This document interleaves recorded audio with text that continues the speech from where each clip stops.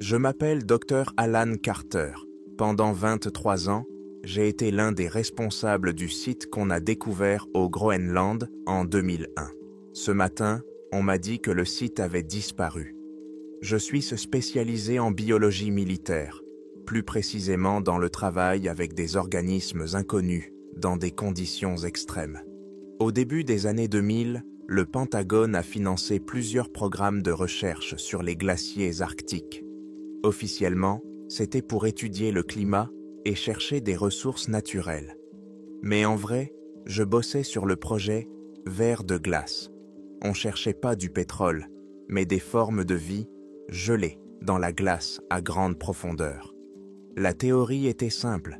Si quelque chose pouvait survivre pendant des millions d'années en état d'hibernation, c'était bien là, dans un froid constant. En août 2001, une équipe de foreurs au nord du Groenland, dans une zone située à des centaines de kilomètres de toute base, a signalé une anomalie.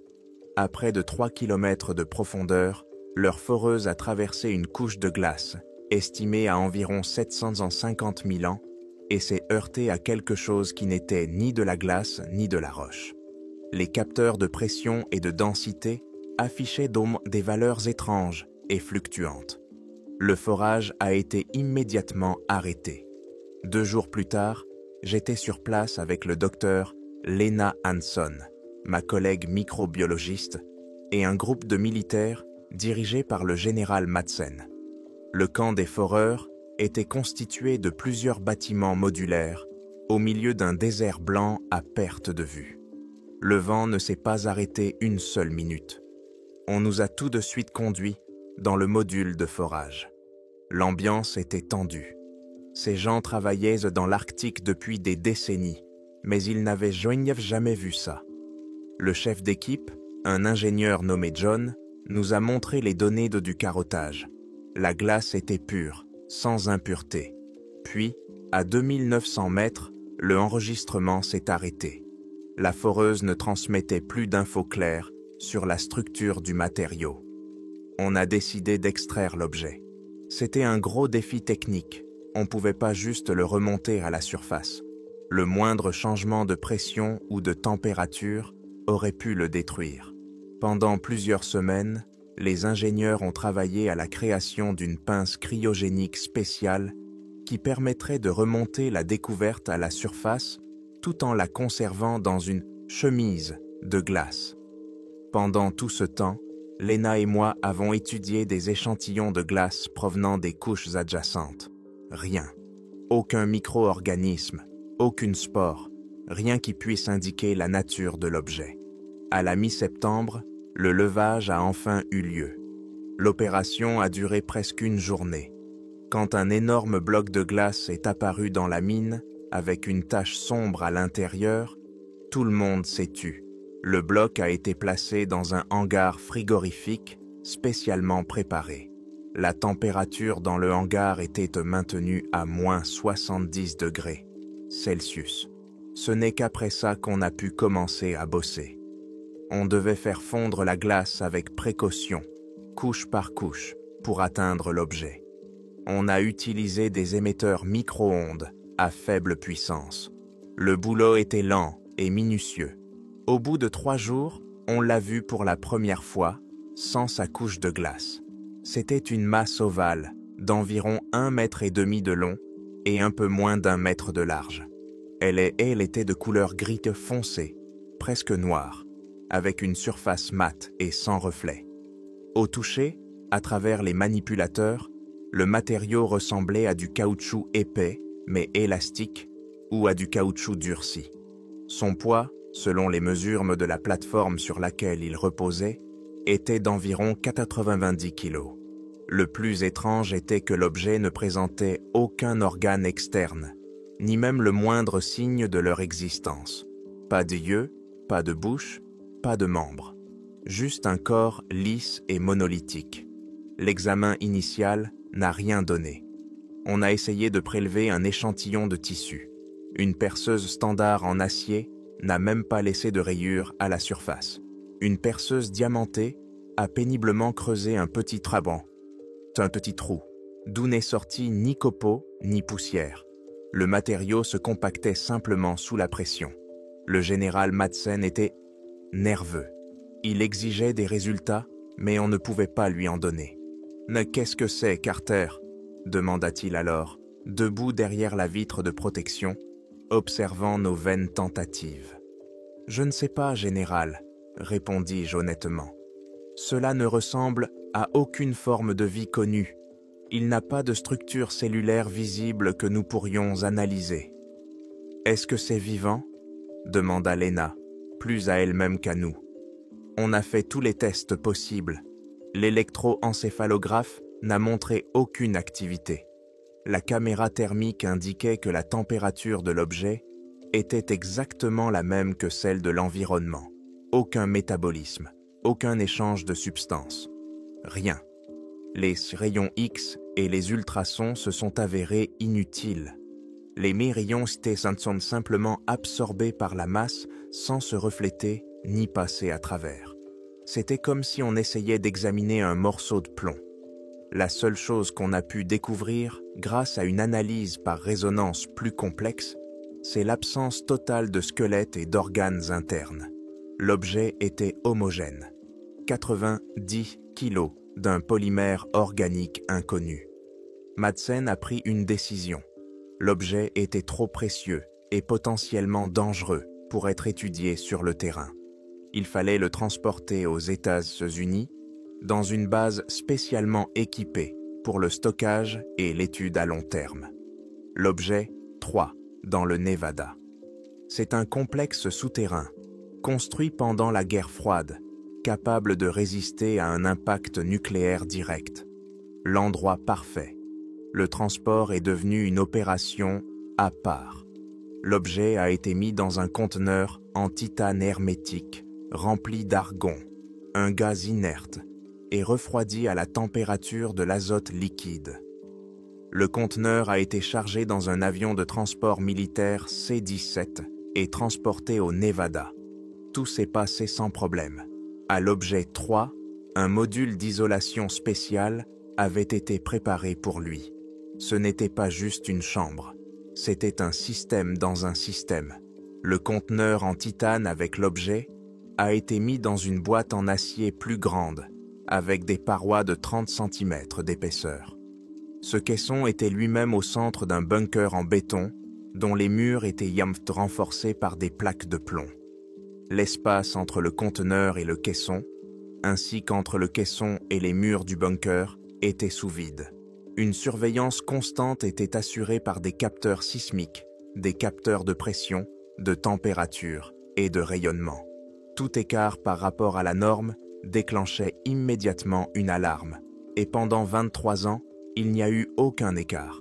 Lena et moi sommes devenus consultants permanents du projet. Une fois par an, on allait sur le site 3. On étudiait les données, on rédigeait des rapports. Rien ne changeait. Le site était juste là, dans son sarcophage. Avec le temps, le financement a été réduit. Le projet Ver de glace a été officiellement abandonné. Notre site a été classé en stockage à long terme. On a continué à le surveiller, mais sans qu'on s'implique vraiment. Le général Madsen a pris sa retraite. Lena a déménagé pour bosser dans un labo privé en Californie. J'ai repris mes études à la fac. La vie a suivi son cours. Le mystère enfoui dans le désert du Nevada faisait désormais partie de mon passé. Aujourd'hui, à 6 heures du matin, j'ai reçu un appel d'un numéro que je n'avais pas vu depuis plus de 10 ans. La voix à l'autre bout du fil était celle du colonel Davis, l'actuel directeur de l'objet 3. Il a été bref. « Docteur Carter, nous avons un incident. Il est lié à votre projet. » Je me suis assis sur mon lit. « Que s'est-il passé? L'objet a disparu, » a dit Davis. Il n'y avait pas de panique dans sa voix, juste un constat froid. « Comment ça? Disparu? C'est impossible. C'est pour ça que je t'appelle. Il y a 1 heure, le système d'alerte du module d'isolation s'est déclenché. Tous les capteurs sont tombés en panne en même temps. Quand l'équipe de garde est arrivée au bunker, il était vide. Le conteneur interne, en titane, avait été ouvert. le boîtier extérieur en acier aussi. Je suis resté silencieux, essayant de comprendre ce que j'entendais. Des chambres à vide, des plaques tongs de plomb, 30 cm d'acier, du titane. Comment? C'est tout ce que j'ai pu dire. On ne sait pas, a répondu le colonel. On a l'enregistrement de la caméra de surveillance du bunker. Elle a fonctionné jusqu'à la fin. Un avion a été envoyé pour vous. Il sera à votre aéroport dans 2 heures. Lena Hanson est déjà en route depuis Los Angeles. On a besoin de vous, ici. L'appel a pris fin. Je suis assis dans le salon et j'attends que la voiture vienne me chercher. 23 ans de silence absolu. Et maintenant ça. Il a disparu. D'un module hermétiquement fermé. De l'endroit le plus sécurisé de la planète. Comme ils l'ont dit, le conteneur en titane a été ouvert. Pas explosé, pas percé, mais bien ouvert. Comme une boîte de conserve. Et je comprends que la question la plus importante maintenant n'est pas « Où est-il ?» mais « Qu'est-ce que c'était vraiment ?» et ce qu'il va faire maintenant qu'il est libre. Le vol vers le Nevada s'est passé en silence. J'étais accompagné de 2 militaires, en civil, qui ne posaient pas de questions et ne répondaient pas aux polomiennes. Je n'avais moi-même pas envie de parler. Toutes mes pensées étaient occupées par une seule question. Comment un monolithe de 90 kg d'une substance organique inconnue avait-il pu ouvrir un sarcophage en titane, une boîte en acier de 30 cm d'épaisseur et un bunker en béton armé sans laisser de traces? N'importe quel moyen imaginable, explosion, fusion, impact mécanique, aurait dû causer des dégâts énormes et déclencher une douzaine de systèmes d'alarme bien avant l'événement. Mais le colonel Davis a dit que les capteurs étaient mis à tomber en panne en même temps. Ça ne semblait pas être le résultat d'une force brute, mais de quelque chose d'autre.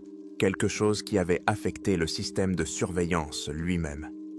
Un hélicoptère nous attendait déjà sur la piste d'atterrissage d'un aérodrome privé.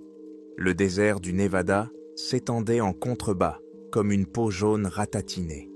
Après 40 minutes de vol, nous avons atterri sur le site de l'objet 3. Vu du ciel, il ressemblait à un petit complexe administratif et à des hangars, rien de spécial. Tout ce qui comptait était caché sous terre. On a été accueillis par le colonel Davis, un mec d'environ 45 ans, en forme, avec un regard dur et attentif. Il n'a pas perdu de temps en politesse.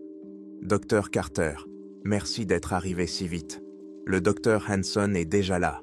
Suivez-moi. » On a passé plusieurs sas de sécurité, puis on a pris un ascenseur qui nous a emmenés à une profondeur qui semblait atteindre une centaine de mètres.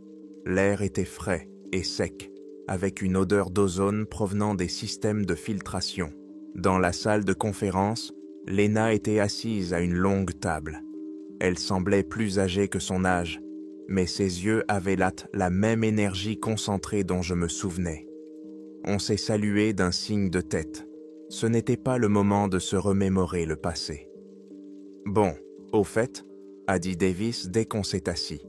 Il a allumé le grand écran mural.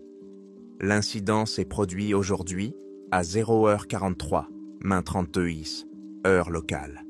Le système de surveillance du module d'isolation numéro 7, où était stocké votre objet, a enregistré une perte totale du signal de tous les capteurs simultanément. Sismique, de température, de pression, de radiation, tous. Les systèmes de secours n'ont pas répondu non plus. C'était le premier signal d'alarme. Un plan du complexe est apparu à l'écran. Davis a pointé une section.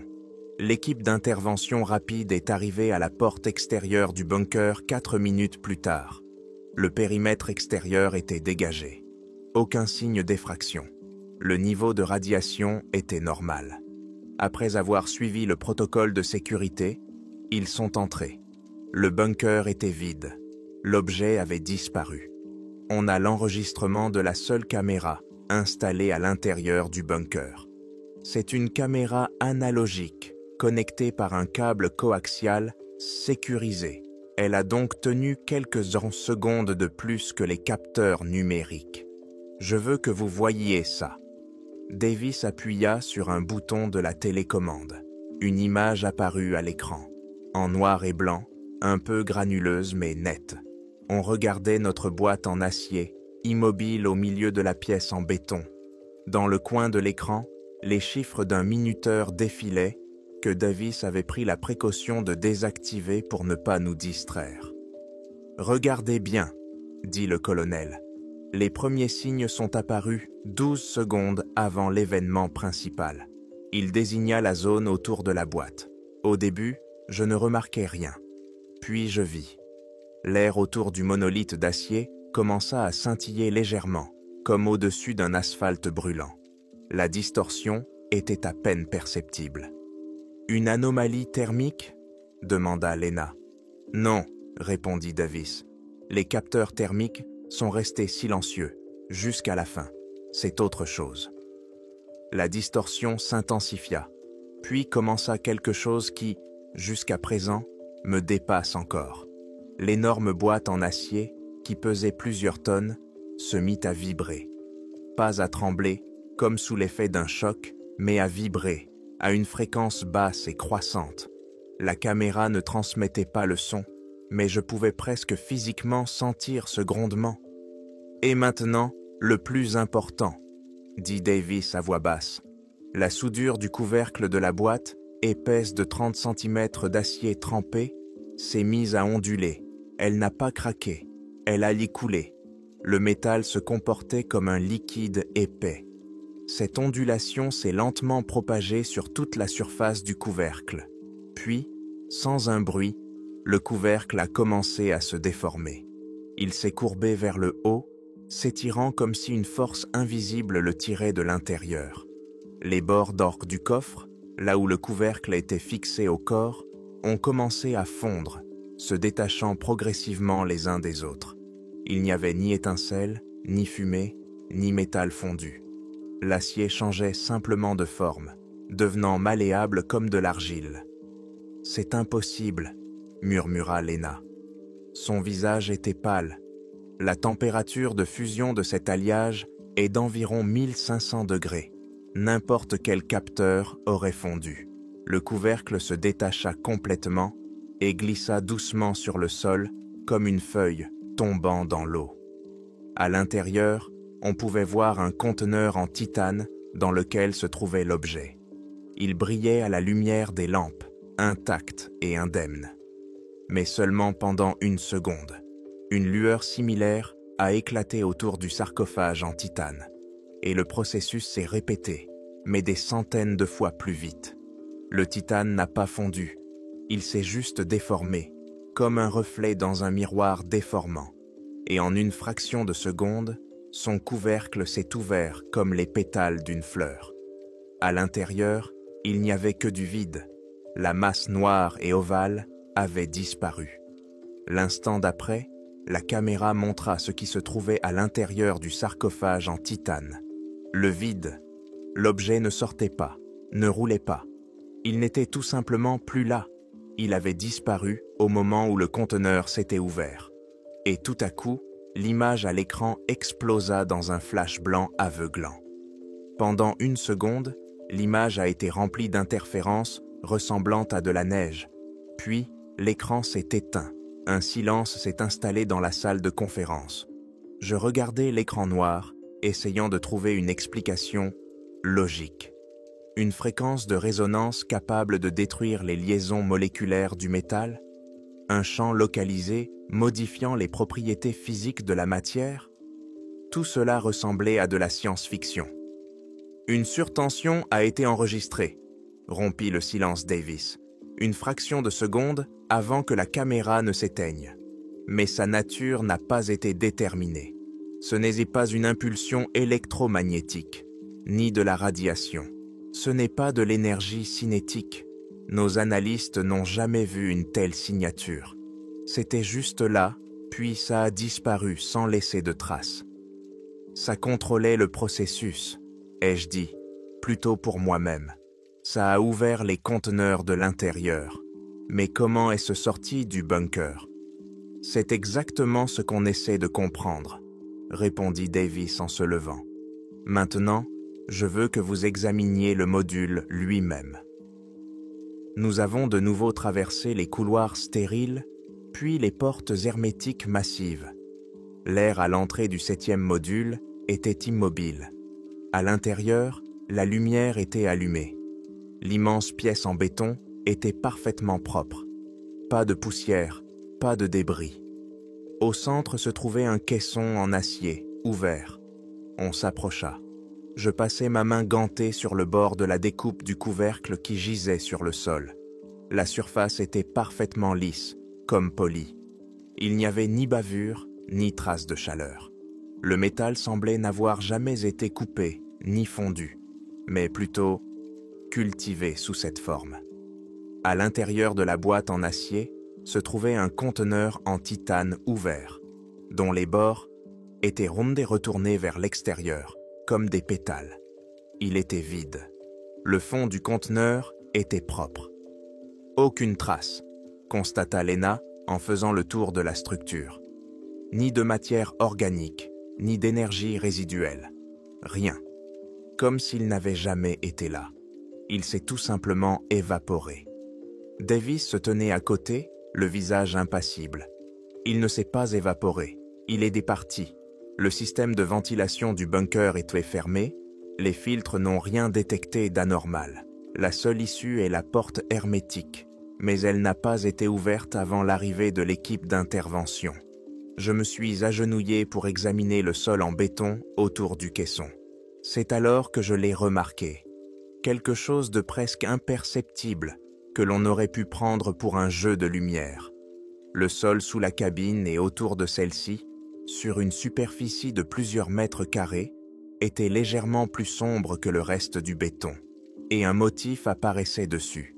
Des tiles-pôles, des lignes incroyablement fines, à peine visibles, partant du centre et s'entremêlant pour former un réseau complexe et symétrique. Elles ne ressemblaient ni à des fissures, ni à un dessin, mais plutôt au négatif d'une photo de circuit imprimée gravée sur la surface du béton.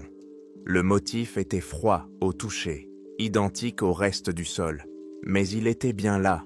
« Colonel », ai-je dit, « venez voir. » Davis et Lena se sont approchés. Je leur ai montré les lignes à peine visibles.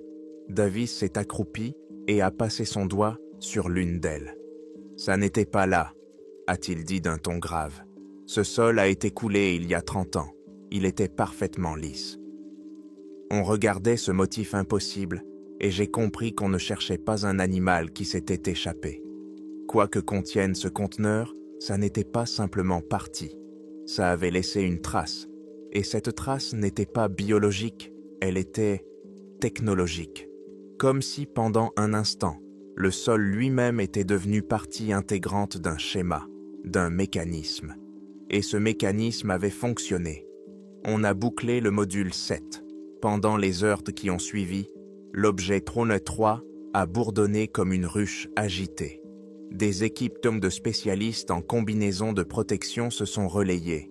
Ils ont prélevé des échantillons de béton avec le motif gravé, les ont scannés avec tous les appareils possibles, des géoradars aux émetteurs térahertz.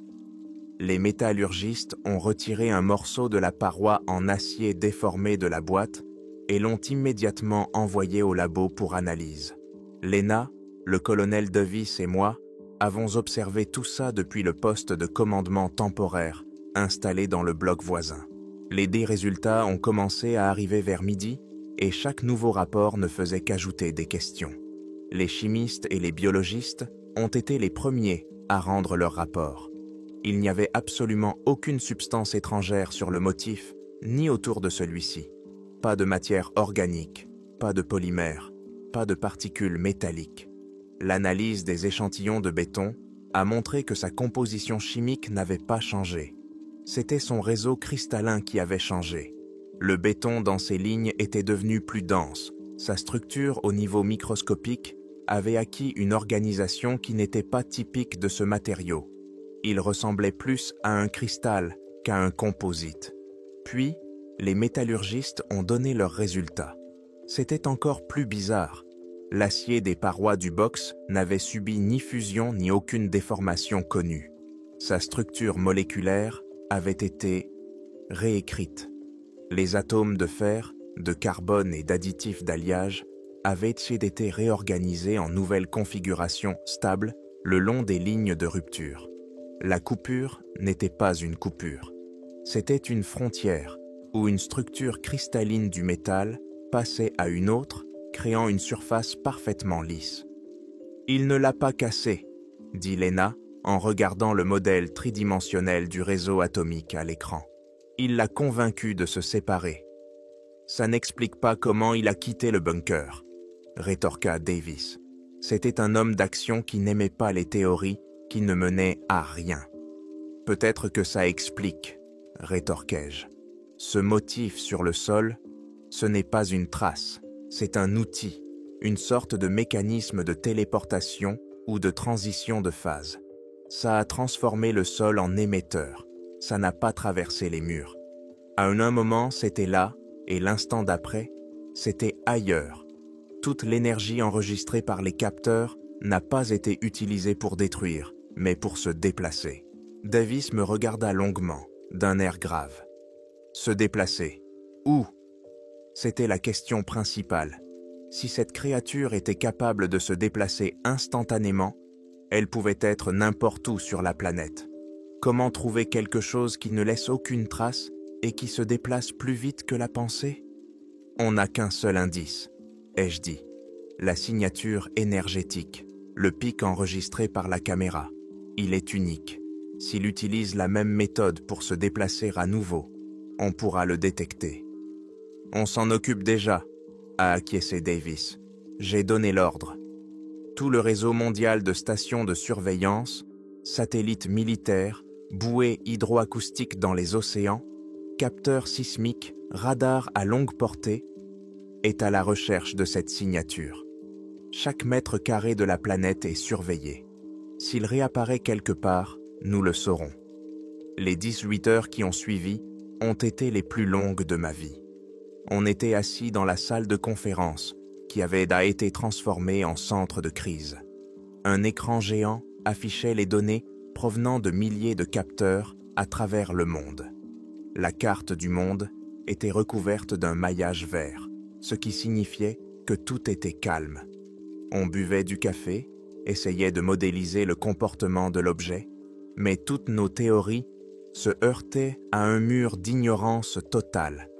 De quoi avait-il besoin? Pourquoi était-il resté immobile pendant 23 ans pour se réactiver maintenant? Lena a suggéré que ce long gel pouvait faire partie de son cycle de vie, comme la chrysalide d'un papillon. Et maintenant, c'était le moment de passer à l'étape suivante. Cette idée n'était pas très réconfortante. À la fin de la 19e heure, un point rouge est apparu sur la carte. Il est apparu et a tout de suite disparu. C'était dans l'État de l'Utah, dans une zone peu peuplée. Le signal était faible, à la limite de l'erreur, mais la signature était bien celle qu'on attendait. Exactement. « Qu'est-ce qu'il y a ?»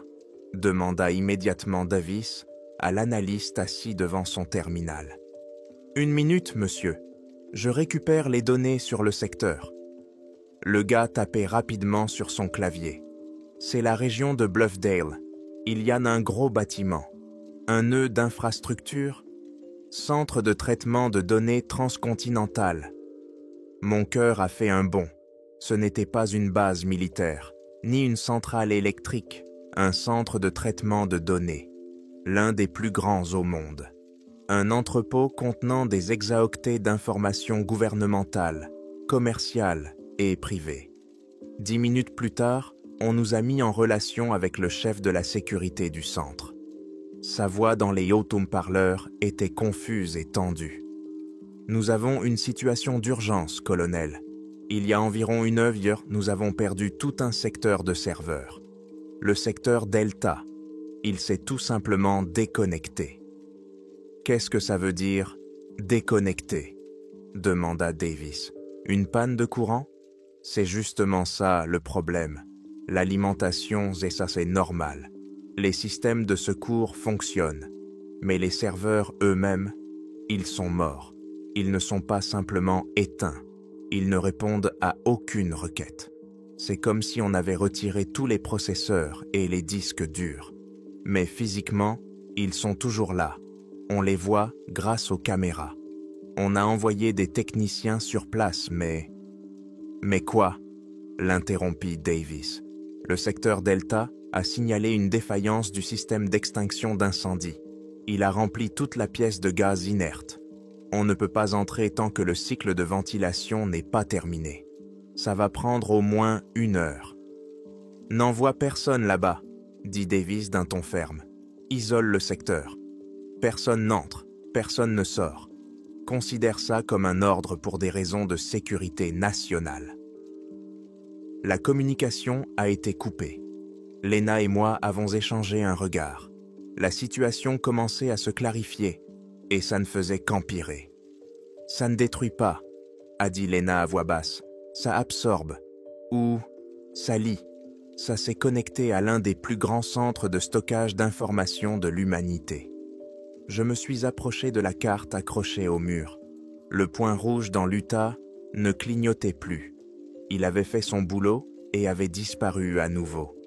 Pendant 23 ans, dans un silence glacial, il n'avait peut-être rien su du monde dans lequel il avait atterri.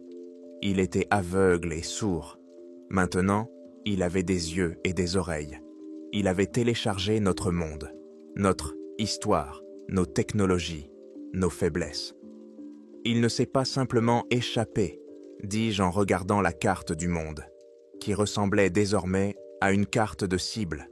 Il évolue, ou plutôt, il s'arme, et nous venons de lui remettre entre les mains la bibliothèque la plus complète qui soit sur nous-mêmes. Le colonel Davis regardait la carte en silence. Son visage, d'habitude impénétrable, exprimait une profonde inquiétude. Il n'était plus un chasseur poursuivant une proie, en fuite. Il était un stratège qui venait de réaliser que l'ennemi avait pris son quartier général et lu tous ses plans pour la guerre à venir. Et on n'avait aucune idée de son prochain coup. La nouvelle de l'incident dans l'Utah a secoué les plus hautes sphères du gouvernement. En moins d'1 heure, notre salle de conférence du site 3 s'est transformée en centre de communication pour la NSA, le Cybercommand et le ministère de l'Énergie. La menace biologique à laquelle j'avais consacré toute ma carrière était en train de muter sous nos yeux en quelque chose de complètement différent. C'était maintenant un problème de sécurité informatique. Les premières heures ont été consacrées à essayer d'évaluer les dégâts. Les experts de l'ANB, travaillant à distance, ont réussi à accéder aux journaux de bord du centre de données qui avaient été épargnés. Leurs conclusions étaient pas réjouissantes. Le secteur Delta, qui avait été touché, ne contenait pas que des archives commerciales. Il y avait aussi des copies de sauvegarde de données de plusieurs agences fédérales, y compris des plans non classifiés, mais super importants de l'infrastructure nationale. Plan des réseaux électriques, protocole de gestion des ressources en eau, plan des nœuds de télécommunications. Bref, un guide technique complet sur le fonctionnement de la civilisation moderne. Il ne s'agit pas simplement d'un vol de données, a déclaré Davis après avoir raccroché le téléphone après une conversation avec quelqu'un à Washington. Il s'agit d'une reconnaissance. Maintenant, il connaît nos points faibles mieux que nous-mêmes. La question « Où va-t-il frapper la prochaine fois ?» est devenue primordiale. Attendre la prochaine explosion d'énergie était une stratégie passive, vouée à l'échec. On devait penser comme lui. « On doit partir de ses besoins », a dit Lena. On se tenait devant une grande carte numérique qui semblait désormais inutile. Il a reçu des infos.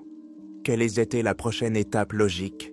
Il a besoin de ressources, d'énergie, de matières premières. Sa capacité à manipuler la matière nécessite une quantité énorme d'énergie. Ai-je repris. La poussée qu'on a enregistrée lors de son évasion était insignifiante. C'était l'énergie qu'il avait accumulée pendant son séjour en état d'hibernation. Pour répéter ce tour de force à plus grande échelle, il a besoin d'une source externe. Nous avons commencé à dresser une liste de cibles potentielles. Pas des villes, pas des bases militaires, mais les sources d'énergie concentrées les plus puissantes à la disposition de l'humanité. Les plus grandes centrales hydroélectriques, les centrales nucléaires, les réacteurs thermonucléaires expérimentaux. La liste était courte, une trentaine de sites à travers le monde. Concentrer tous les moyens de surveillance sur ces points, a ordonné Davis à ses subordonnés. Les satellites, les drones, les équipes de reconnaissance radio, sur place. Je veux que chaque watt d'énergie entrant et sortant de ces sites soit sous contrôle. On est passé de chercheurs à prévisionnistes. Les jours suivants ont été marqués par une attente intense. On analysait les flux d'énergie à la recherche de la moindre anomalie. Plusieurs fausses alertes ont été déclenchées, tantôt à cause d'une éruption solaire, tantôt à cause d'une panne de matériel. Et puis c'est arrivé. Le signal est venu de l'État de Washington. Il était bien plus puissant qu'en Nevada ou en Utah et a duré près d'une seconde. L'épicentre était le barrage de Grand Coulee, l'une des plus grandes sources d'énergie hydroélectrique d'Amérique du Nord. Presque tout de suite, la voix hurlante du chef d'équipe du barrage a retenti sur la ligne d'urgence. « On a une panne totale de tous les systèmes.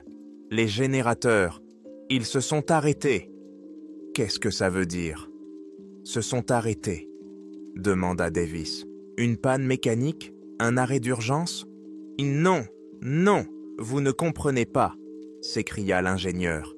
Une seconde avant la coupure, tous les générateurs ont atteint 150% de leur puissance. Les capteurs ont explosé, ils ont brûlé. Et puis tout s'est simplement figé. Les turbines se sont arrêtées. Pas par inertie, pas dans un grand bruit. Elles se sont simplement figées sur place, comme si on les avait débranchées. Aucune vibration, aucun bruit. La salle des machines était maintenant silencieuse, un silence absolu. Ça n'arrive jamais.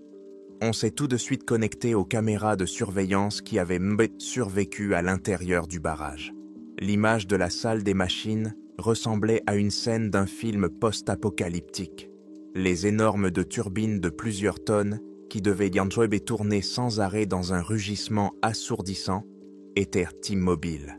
L'éclairage de secours projetait sur elles des ombres ternes et irréelles. Aucun dommage visible, ni feu, ni fumée. Juste un silence de mort, là où aurait dû se concentrer la puissance de toute une rivière. Zoomé, caméra numéro 4, sur le corps du générateur principal. Ai-je demandé à l'opérateur. L'image s'agrandit. On vit la surface lisse et métallique du générateur. Et il y avait quelque chose de nouveau. Quelque chose qui n'aurait pas dû être là. C'était un petit objet ovale, parfaitement lisse. Exactement comme celui qu'on avait trouvé au Groenland, mais beaucoup plus petit, de la taille d'un ballon de rugby. Il ne reposait pas à la surface. Il était en partie enfoncé dans le boîtier en acier, comme si le métal s'était ramolli pour le laisser entrer, puis s'était figé à nouveau autour de lui. Sa surface gris, foncé et mat contrastait avec l'éclat de l'acier, et il émettait un scintillement irisé à peine perceptible, semblable à des traînées d'essence sur l'eau. Le silence s'est installé dans la pièce. On regardait ce petit truc, et on a lentement compris toute l'horreur de ce qui se passait. Il ne se contente pas de prendre de l'énergie, a chuchoté Lena. Il l'utilise, ainsi que les matières premières. Les matières premières des serveurs du Utah, du barrage lui-même, pour construire. Ce n'est pas construire, ai-je rétorqué, incapable de détourner les yeux de l'écran. C'est se reproduire. Une sorte de reproduction, technologique, pas biologique. On pensait chasser une seule créature. On avait tort. On observait la création d'un réseau. Le premier nœud est ici, au cœur même du réseau électrique américain. Il n'a pas simplement détruit le barrage, il l'a transformé en incubateur. Le colonel Davis se tenait à côté de moi. Ses poings étaient serrés si fort que ses jointures étaient blanches. Je ne voyais plus de confusion dans ses yeux. J'y voyais une rage froide. « Combien de temps faut-il pour envoyer une équipe d'intervention » demanda-t-il à son assistant sans quitter l'écran des yeux. Mais je savais que les armes classiques étaient inutiles ici. Comment détruire ce qui contrôle la matière elle-même? N'importe quelle fusée, n'importe quelle charge explosive ne serait pour lui qu'un nouveau lot de matière première. On n'était pas simplement en train de perdre. On ne comprenait même pas les règles du jeu. Et pendant qu'on essayait de comprendre l'apparition du deuxième objet, qui sait combien d'énergie et d'informations le premier avait déjà absorbé, et où il allait créer le prochain nœud de son réseau silencieux et grandissant. La décision du colonel Davis a été rapide et prévisible. Malgré nos objections, Lena et moi, il a donné l'ordre de lancer une frappe chirurgicale. Ce n'était pas son idée. La pression de Washington était énorme. Les politiciens et les généraux, assis à des centaines de kilomètres de là, ne pouvaient ni se résigner à rester passifs. Ils avaient besoin d'action, d'une démonstration de force. La cible n'était pas le générateur lui-même, mais le petit objet ovale qui y était fixé. Le plan consistait à utiliser un émetteur à micro-ondes sans contact installé sur un drone. En théorie, il devait cuire l'objet, détruisant sa structure interne sans endommager gravement le barrage lui-même. C'était un compromis entre l'envie d'attaquer et la peur des conséquences. On a suivi l'opération en direct. Sur un écran, on voyait les images de la caméra dans la salle des machines, et sur l'autre, la vue depuis le drone qui planait au-dessus du barrage. Tout s'est passé comme prévu. Le drone a pris position et a activé l'émetteur. Sur l'écran de la salle des machines, on a vu une lueur arc-en-ciel autour du petit objet s'intensifier pendant un instant. Et puis, rien. L'objet n'a pas explosé, il n'a pas fondu, il a juste disparu. À la seconde où l'arme a été pointée sur lui, il s'est évanoui. « Il est parti !» a dit l'opérateur du drone. « Il n'est pas parti !» a corrigé Lena à voix basse. Il a réagi, il a senti la menace et s'est évacué. Ça veut dire qu'il a un système d'autoprotection et qu'il apprend. Un silence lourd s'est installé dans le centre de commandement. Cette attaque ratée était pire que l'inaction. On ne lui a pas seulement évité de se faire mal, on lui a montré de quoi on était capable. On a dévoilé notre jeu, lui laissant entendre qu'on allait essayer de le combattre, et on lui a montré le type d'arme qu'on utilisait. Le colonel Davis écouta en silence le rapport sur l'échec. Je voyais sur son visage tout le poids de la décision qu'il venait de prendre. Il se tourna vers nous. « Vos suggestions, docteur ?» Sa voix était calme, mais je percevais une note de désespoir. « Nous devons cesser de réagir et commencer à analyser, » dis-je. « On doit comprendre son but. Il ne se multiplie pas juste pour se multiplier. Il doit y avoir un but final. D'abord l'information, puis l'énergie. Maintenant la réplication et la création d'un réseau. Et après, on est s'y retourné à nos cartes et à nos schémas. Mais cette fois, on ne cherchait pas des sources d'énergie.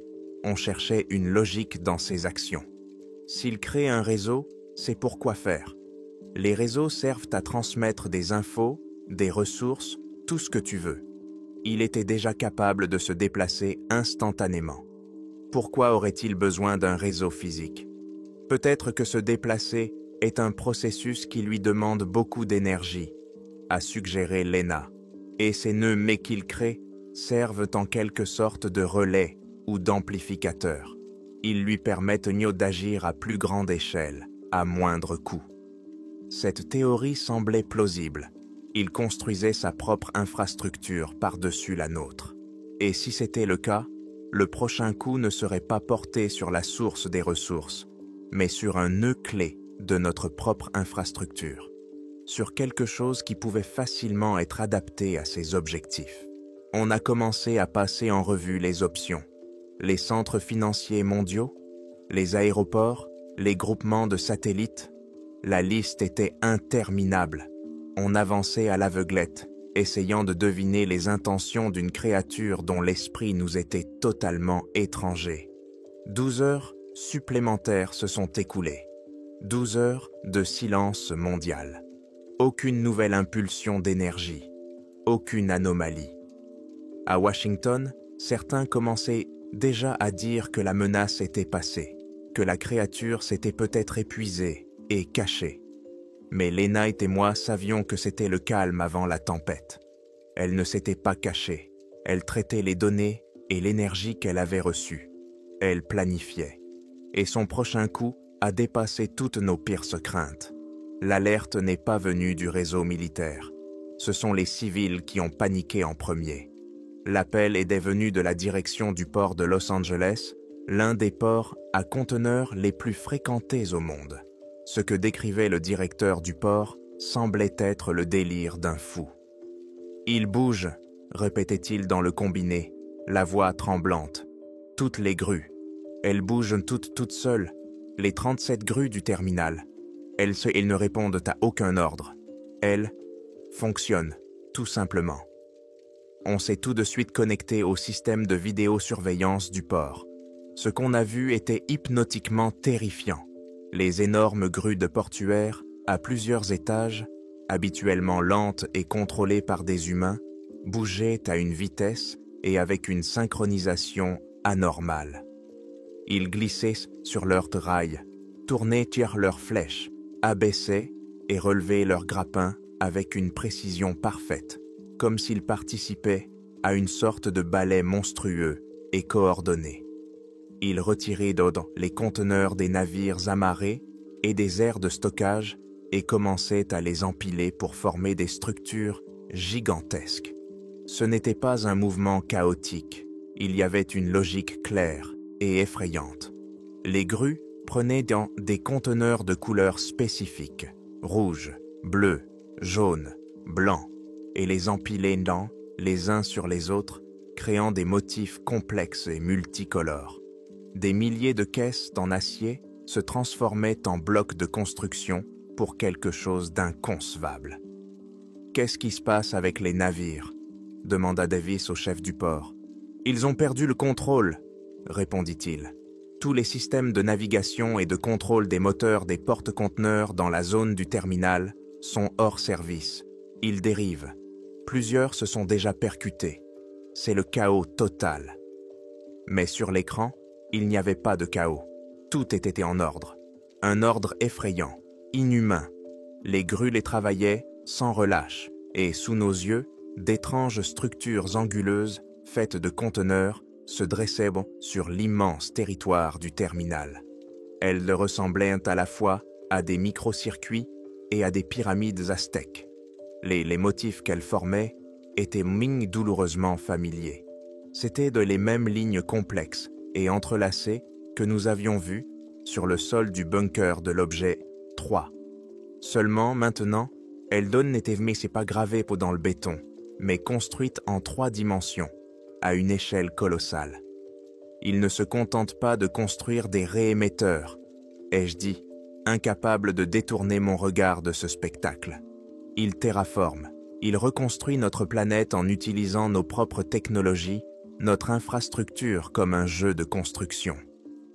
On continuait à regarder, fascinés et impuissants.